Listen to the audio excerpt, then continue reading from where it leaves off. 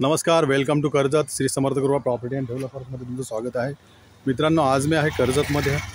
कर्जतमध्ये कर्जत स्टेशनपासून फक्त 3 किलोमीटरच्या डिस्टन्सवरती मित्रांनो, म्हणजे 10 मिनिटाच्या अंतरावरती आहे मित्रांनो. आता आणि एक 30 गुंठ्याचा प्लॉट घेऊन आलो. Road touch, main road touch असा प्लॉट आहे मित्रांनो. तो प्लॉट आपण आता बघूया. पाहू शकता मित्रांनो, आज तो 30 गुंठ्याचा प्लॉट आहे. बघू शकता तुम्ही, एकदम टेबल आहे मित्रांनो.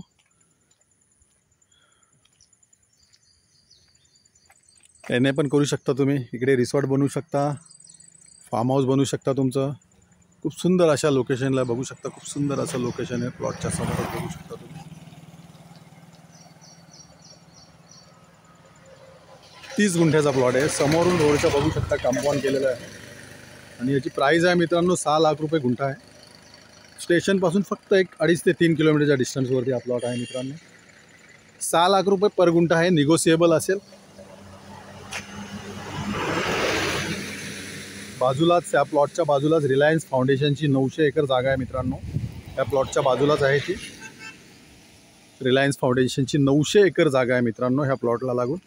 जर तुम्हाला अधिक माहिती हवी असेल तर तुम्ही खाली दिलेल्या मोबाईल नंबरवरती संपर्क साधू शकता. धन्यवाद.